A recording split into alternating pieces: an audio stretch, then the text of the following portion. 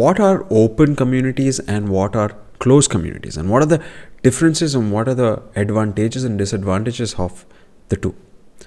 So an open community is a community where anyone can join. Very common example is your Reddit. Anyone can sign up, anyone can create an account and start interacting with each other.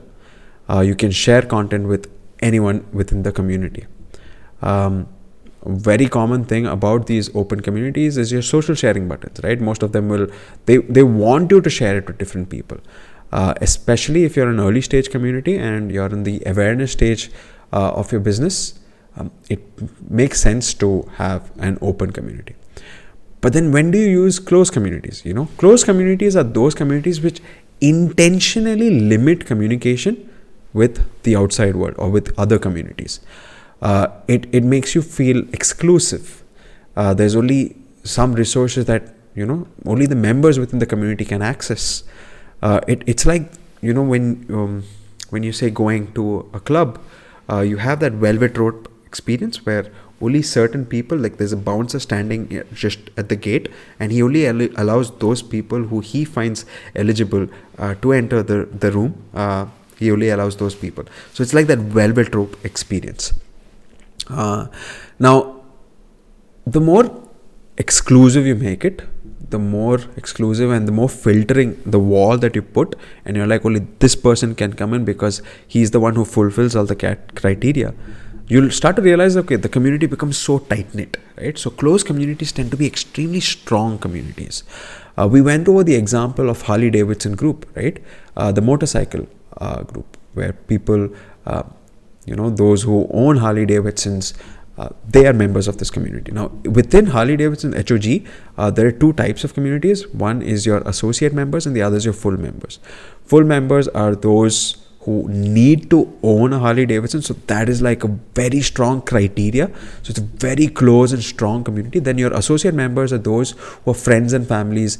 If you just have like a friends or family who has the full member card, he or she can also become an associate member. We also spoke about LawLink, right? Now, if you're an Excite or Advocate, Advocate is, much later down in the stage, not in the awareness. If you're on one of those later down in the stage, it does make sense to add some of that friction and make your community closed, or at least have some form of a closed option to beyond the open community.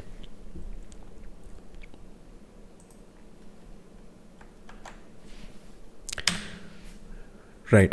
So being open or being closed, that has a direct impact on the growth and activity of your community too, right? Open communities, obviously, because there is no velvet rope that prevents you from entering. The number of members can be a lot, right?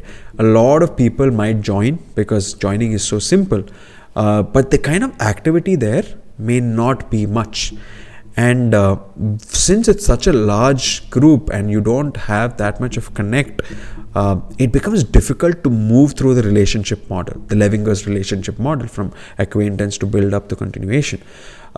It becomes difficult because it's a large number and the audience can be varied. So the more open it is, the harder it is. The number of members may be high, but the activity will be low. Closed communities, on the other hand, they have very high activity, right? Because there's a lot of meaningful conversations happening. There's a lot of self-disclosure happening because they're not just acquaintances, right? You're comfortable sharing with these people. On the other hand, open communities have SEO benefits. We spoke about the support.google.com, right? Or the answers.google.com, where members are sharing. And here, when the kind of discussions that happen, they can be very varied, beyond which the brand mostly discusses. And because of this, the kind of keywords that get targeted because of the search terms, it goes all over the place. So if Google can index it, because it's an open community, because closed communities don't generally allow, or Google may not be able to index closed communities. So SEO benefits are extremely huge for open communities. Awesome. So if you're deciding, you need to understand a couple of things. What stage of the business are you in? Are you in the awareness stage, or are you in the excitement and advocacy stage? Is your brand strong on SEO? All of these factors will come into place when you are deciding whether you want to keep your community closed or whether you want to keep it open. Generally, when it comes to community building, they do say that having some form of friction is important, but you can also add friction in open communities. Now that there's multiple walls, small walls that you can set up to make sure that the people that are joining your community are filtered. Awesome.